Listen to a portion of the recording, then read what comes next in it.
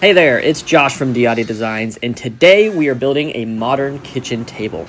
Not because I have the time, not because I even need a table, no, because I suffer from a very specific kind of delusion that I call woodworker narcissism.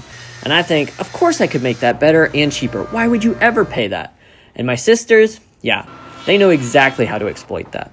So, hope you follow along and enjoy.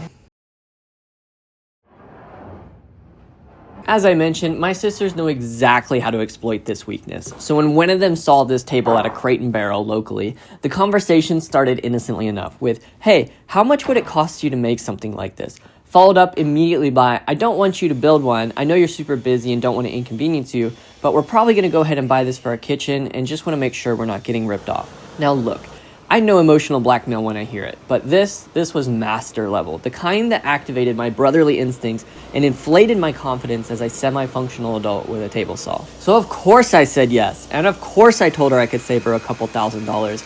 And when my other sister caught wind that I was in the market building tables, of course I told her yes, I could build a second table. And of course I didn't factor in any of the tools, the time, the caffeine addiction, or the internal spiral I would go through waffling between frustration for taking on too much, but having pride in the progress I was making at the same time.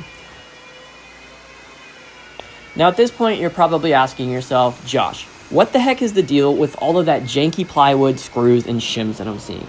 So let me explain. The first problem I ran into when I started this project was I only had a 13-inch planer and 6-inch Powermatic joiner available to me for surfacing all of these boards that will ultimately make the top of my table.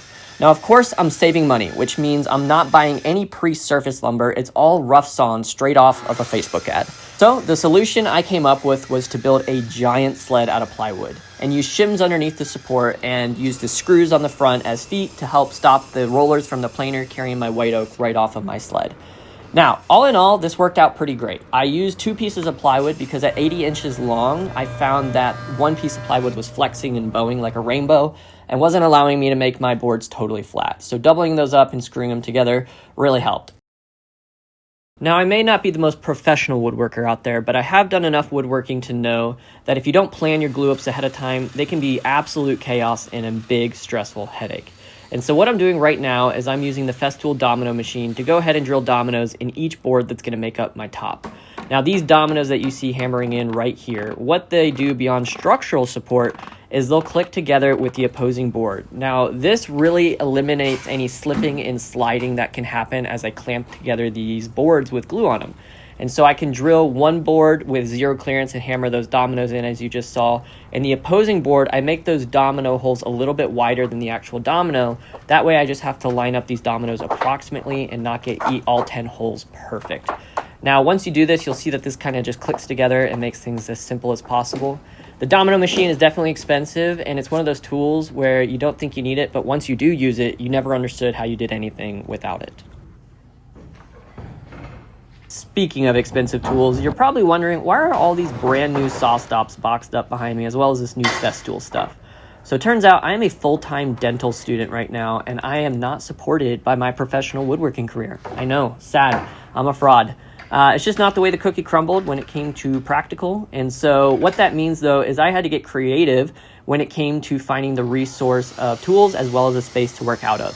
And I considered all sorts of ideas like building cutting boards and offering those on Etsy and just using those funds over time to build my own shop and space, as well as, building things like flower boxes and offering those on Marketplace. But at the end of the day, I just found that those are oversaturated ideas and ones where I had to deal with a lot of inquiries with people. And that's when I started to try to get creative, and I came up with a light bulb moment of an idea, which was teaching.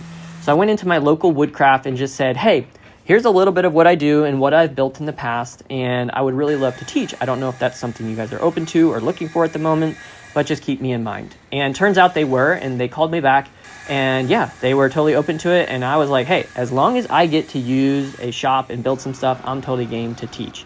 What I didn't anticipate was the high demand for furniture classes. And so Woodcraft actually invested more money into bigger equipment that you see here, like this jet joiner, as well as a 15-inch planer you're going to see in a minute. And they allowed me to come in and kind of build projects like this table, which helped me build curriculum for future classes to offer. So I only mention that all to say, if you're one of those people that's like, oh, of course, anyone could build this table and these rocking chairs that you do, as long as they had the equipment you do, then great, go out there and get started. And I'll even give you a head start and just tell you teaching is a great way to do it. Go to your local rockler, your local woodcraft, and those are all great places to start teaching. Start with something small. It doesn't even have to be big furniture. You could do pen classes and turning. You could do bowl classes and turning. You could do how to make a knife handle, do a cutting board class, all sorts of stuff that is simple to do out there, even wood burning classes. There's a lot of demand for it, and you can build your own arsenal of tools within probably just 3 to 6 months if you're willing to commit 1 to 2 weekends a month. Trust me, your classes will fill up. Every project just has that one element that I am absolutely dreading tackling, and this project had no exception. So that for me was these legs. So the legs, beyond just being beefy and pretty big to deal with, that wasn't necessarily the challenge. The challenge is that these are exposed through the top, meaning that the top of the leg is actually going to be seen from the top of the table, and they're not just hidden underneath. And so when my sister showed me this design, that was actually an element that she really liked and appreciated. It was like a modern touch on a farmhouse looking table, as the way she put it. And so I, happily agreed with no qualms, but internally I was like, oh my gosh, how in my heck am I going to do that? So this was actually ended up being one of the most fun parts for me to tackle, is the good news. So it ends up good. But right now I'm just milling those legs down. Since they're exposed through the top, I did do a book match of my 8/4 inch material on that glue up, just because you'll be able to see that grain from the top. And you can see it ended up looking pretty good here. Like most things, I just made up the plan as I went as far as getting these legs to be exposed through the top. So I had no plan going into it, but where I started was I wanted these cuts to be flush and to match. I didn't want to just freehand it and be rough with a handsaw or jigsaw. So right now, I'm actually cutting out a corner of the same dimensions I'm going to need for the leg in this little piece of plywood that I had laying around. And I'm going to use this as a jig for a router. But first step was just cutting away most of the material. So I used this jigsaw and I cut on the inside of the pencil line, as you can see there. Left a lot of material because I want that router bit to do the final cutting away. Now, I'll be honest, the router hated this process. I used this flush cut bit with a bearing, straight bit, and yeah, all in all, it actually turned out really well, especially once I put the round over on the legs with this, with the router table. But yeah, worked out really well, and actually ended up being one of my favorite features of the entire build. I debated for a while whether to use pocket holes for screws that I'm drilling now, or to use dominoes to attach this skirting to the underside of the table. Ultimately, I decided on screws just because that's what everyone was doing, but I did decide to use some beefy dominoes on the ends of the skirting to help attach and support those big legs. You see, if you remember, those legs are exposed through the top, which means the table's not going to be resting on top of them. I need some sort of support to come in on the sides and help hold the weight of the table as well as whatever else is going on. You see, my fear is I grew up in the medical field with my dad being a family doctor. On top of that, he had 3 boys, 3 girls, as well as a lot of neighbor kids. Our neighbors had 5 boys growing up. And so what that meant was our kitchen table ended up being the examination table quite often. And so all sorts of things, from having stitches to getting shots to testing reflexes. Usually that happened about once every couple weeks to a month, with some shenanigans that were going on outside. And my sister only lives 15 minutes away from my dad currently, and is having grandkids along with my other sister who lives close by. And so I imagine that trend is not going to go away anytime soon. And so that's why I decided to use screws as well as some thicker skirting as opposed to just thin 3/4 stuff. This skirting is actually 1.5 inches thick. And I use plenty of screws, as you can see here, to secure that. One tip for you, always throw those clamps in to help hold it. I just find that things slip and slide if you don't do that. But after that, I let that glue dry for about 20 minutes and then just scraped it away. Back to my story about needing a lot to support a lot of weight. I knew that those dominoes just wouldn't do the trick. So right now I'm actually going to be making some internal skirting pieces that you should actually never see. But basically these are going to allow me to bolt into the legs, is the vision. I want to kind of set this border up here and kind of put those in place to where I can bolt the leg in through the side. That way I just have that extra added support. and the table can be scooted around, slid around, you name it. And so that's what we're doing here, drilling those holes right now for those bolts. My vision is to use some 3/8 diameter bolts, which would be pretty secure. And so all I'm doing is actually just gluing those in place. Now I did give that end grain right there a minute to sit before throwing it in and then reapply glue. But I'm just clamping both of those in place on all sides, on the bottom as well as the sides. And I kind of did that on all 4 corners. And so you see here, I've got those holes drilled. I've got dominoes on each side. So these legs should be able to support whatever patient my dad finds and deems worthy, as well as whatever shenanigans the kids end up doing standing on the table, or Lord knows what will happen. So I want to talk through a little bit of what I just did, because this was a little bit of witchcraft here. The first thing I did to get these holes to align here is I measured the distance from the center of my domino to the outside. Okay, so that was like 1 7/16. So I went ahead and measured 1 7/16, and that was that vertical line that you see there. The next thing I did was measure the distance from the top to the center of each domino, and that way my dominoes would align the leg flush with the top as close as possible. So that was 40 millimeters and then 75 millimeters, okay? So then I marked these cross lines at 40 and 75. Now, this thickness is thicker than what the DF500 domino joiner can set to on the 90-degree fence. So I had to set that fence to 0 degrees and plunge straight down. Now, the bottom of that plate is 10 millimeters from where the cutter head lands. So I measured another line 10 millimeters lower than my 1 7/16 line, and that told me where to line up my plate so that my center of my cutter head would land on that line, 1 7/16. So that's what's going on here. Now, despite that being clear as mud, I was really proud of the outcome. As you can see, the leg clicked right in place, and I was positive all of my troubles were behind me, and was moving on to threaded inserts to allow those bolts to go in, and that's when I ran into my next problem. So, next problem, I was planning on doing a 3/8 inch bolt, which I thought would be pretty decent strength. So, the issue is, with how close these holes are to each other, there's only about 1/4 inch to 3/16 of material between them.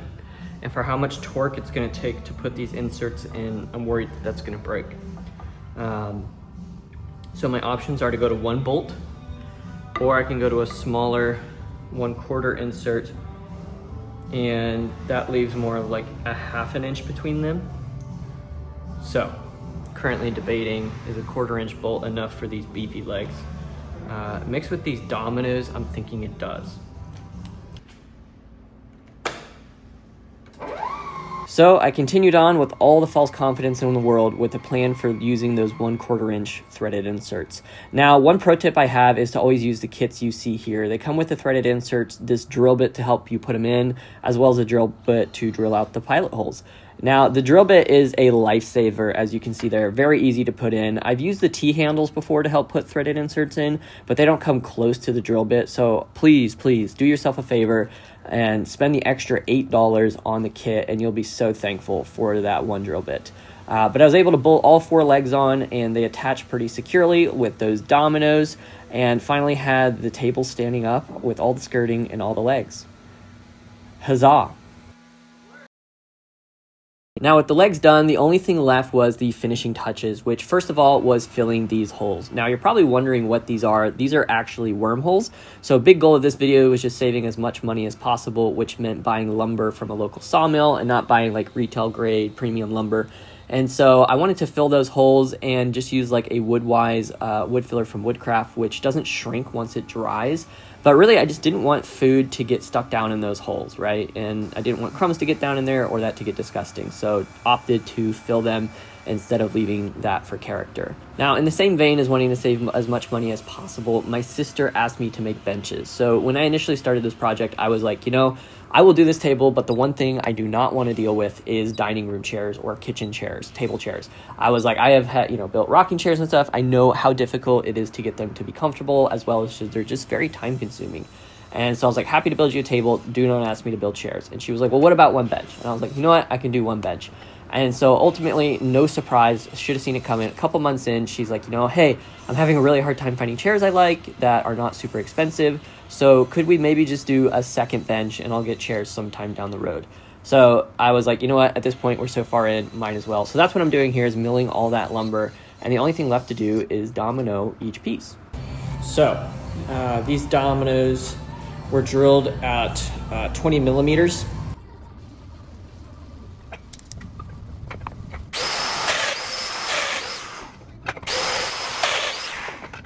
All right, so first step, I measure 2.5 inches, which is the width of my skirting here. So I'm just gonna measure that width. And do the same thing, except I'm gonna go 1.25 inches. 1.25 is half of 2.5 inches. Done. Okay. Oh, I really like this. The quarter saw is gonna face outward too, so that'll be cool. Love that for me. Okay, I need the skirting to not be flush like this, but I need it to be inset like 1/4 inch like that. And that's going to be about 6.5 millimeters too. So I'll set my domino machine to 32 millimeters to get these side ones. Now, if this was a preset for 32 right here, that would work. But I need to go to half of 32, which is just 16.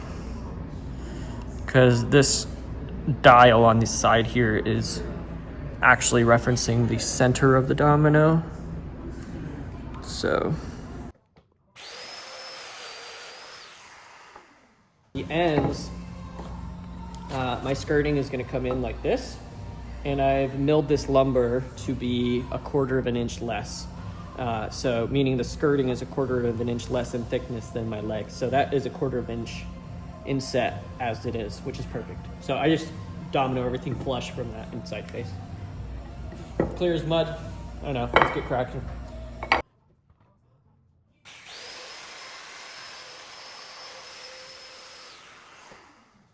So I'm gonna throw a domino in this, throw it right there, and I'm just gonna outline my leg. I'm actually gonna do that on both faces. I'm gonna adjust this guy to 0 degrees, that is. Now, the distance from the bottom plate to the middle of my cutter head is 10 millimeters. It just turns out that me throwing those first dominoes in at the 20 millimeter preset, half of that is 10 millimeters, right? So I already drilled this face at 10 millimeters from the top to the center of the domino hole. Since I drew a reference line right here, I can just come 10 millimeters up from that to get to the center.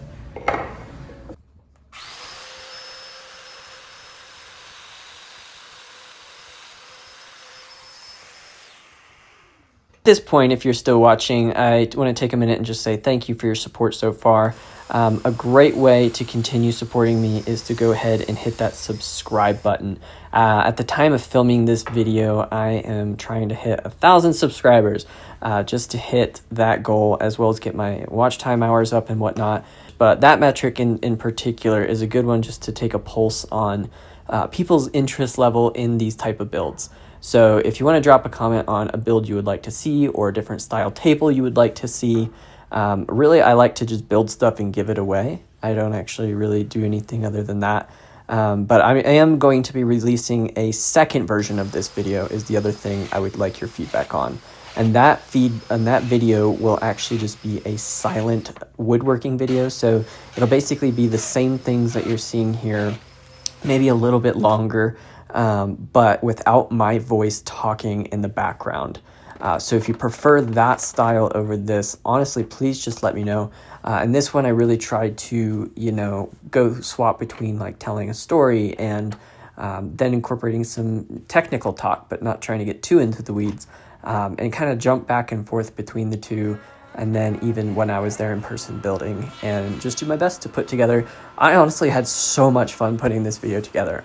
So I hope that this is what people like, but at the end of the day, if it's silent woodworking, those are a lot easier. So not going to hurt my feelings. Give me your honest feedback below. I can take it. Just don't get offended if I absolutely toss your comment, because I simply don't like it. So be constructively critical is my encouragement. And thanks for watching. Hit that subscribe button. Basically, to summarize what's been happening up until this point, I basically just dominoed all the skirting and did a dry fit for each bench, as well as glued up the panels for the top of the benches, which was pretty simple and straightforward. After that, all I did was have to sand and apply a finish. Now, for the finish, there's a lot of different ways to do it, but the biggest thing with white oak, with talking with my sister, is she really didn't want to turn it into like a golden oak look. So I decided to use a water-based finish on the table and then actually use a Nano 3 from Blacktail Studios over top of that just to help with that extra water protection and long-term protection. So I unfortunately was a little bit behind schedule, so I actually had to drive all of this home to my sister's house and do the finishing in the garage, which was not ideal at all. So I actually didn't have like my camera stand or anything, so these terrible angles are all that I get. All in all, the table turned out really well, and I'm proud of the way it turned out. So hit the like button, hit the subscribe button, let me know what you think, and thanks for watching.